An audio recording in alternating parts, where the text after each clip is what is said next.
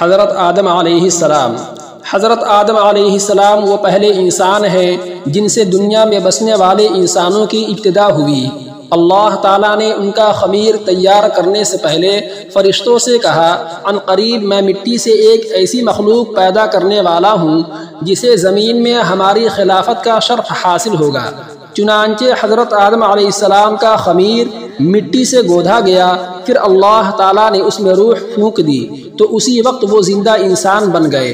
ان کے سامنے فرشتوں کو سجدہ کرنے کا حکم دیا تو تمام فرشتے اللہ تعالیٰ کے حکم کی اطاعت کرتے ہوئے سجدہ میں گر گئے، مگر شیطان نے اپنی بڑائی اور تکبر کی وجہ سے سجدہ کرنے سے انکار کر دیا اور کہنے لگا، میں اس سے بہتر ہوں، کیونکہ آپ نے مجھے آگ سے پیدا کیا اور آدم علیہ السلام کو مٹی سے پیدا کیا ہے۔